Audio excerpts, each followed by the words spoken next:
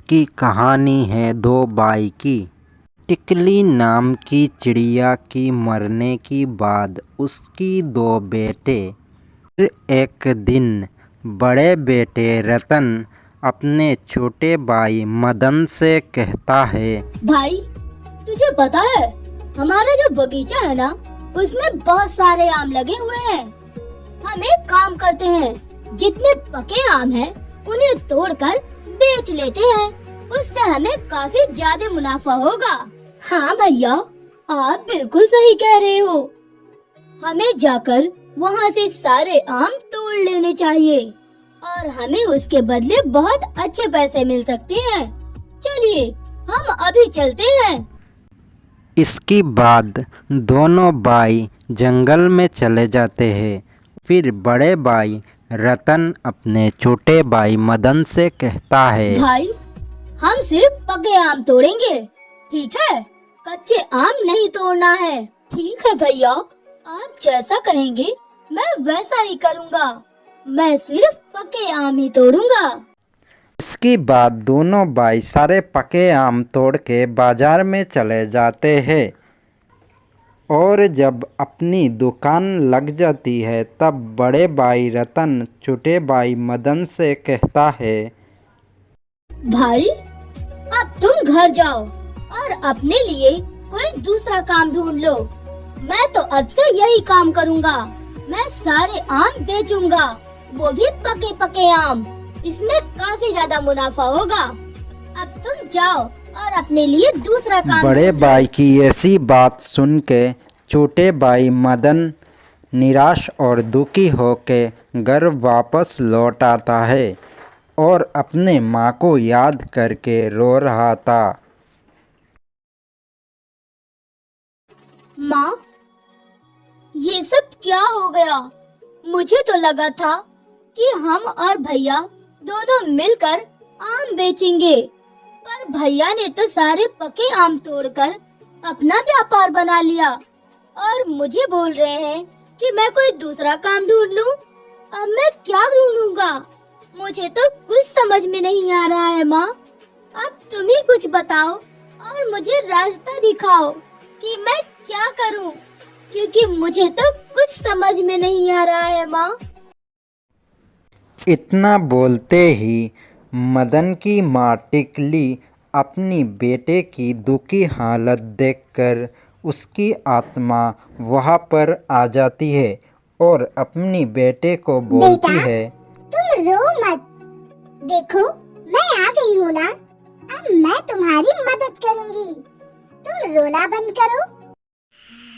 अपनी माँ को सामने देखकर मदन बहुत खुश हो जाता है।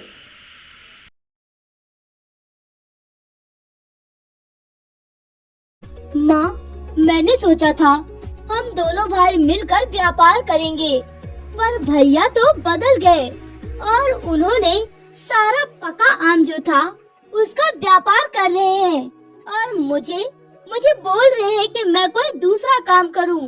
मैं क्या करूं माँ? मुझे कुछ समझ में नहीं आ रहा है। बेटा, तुम एक काम करो। सारे पके आम तो पिंटू बेच रहा है।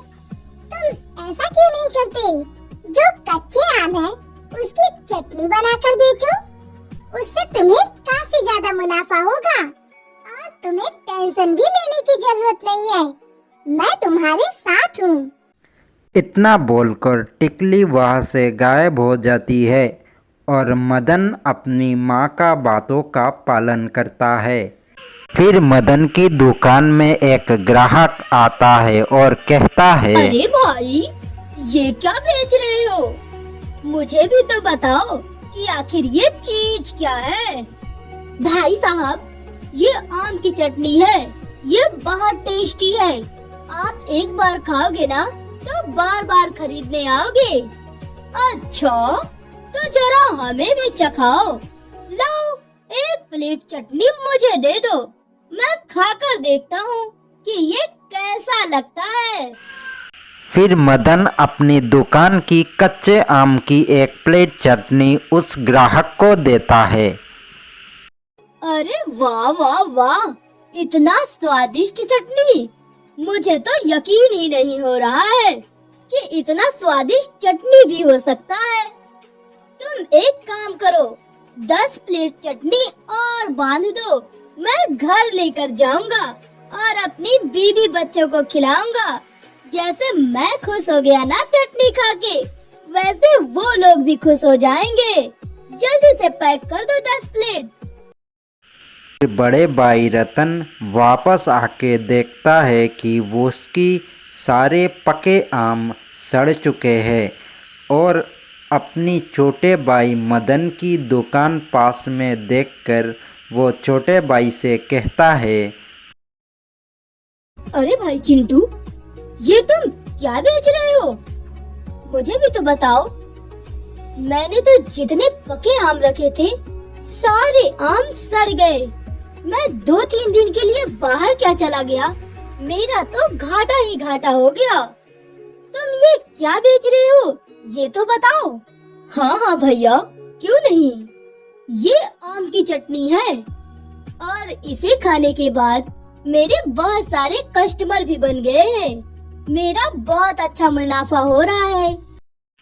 फिर बड़े भाई की पूछने पर छोटे भाई मदन ने अपनी सारी कहानी बताई कि कैसे वो उसकी माँ की सामने गिड़गिड़ाने से उसका माँ की आत्मा उसकी सामने आई और उसको उपाय बताया।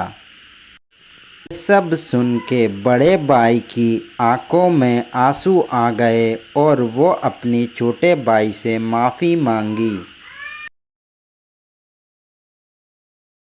मुझे माफ कर दो, मैं लालच में आ गया था। मुझे ऐसा नहीं करना चाहिए था। मुझे मेरी गलती का एहसास हो चुका है। प्लीज मेरे भाई, मुझे माफ कर दो। फिर क्या था, छोटे भाई ने अपनी बड़े भाई को माफ़ कर दिया और दोनों फिर से साथ में खुशी खुशी रहने लगे।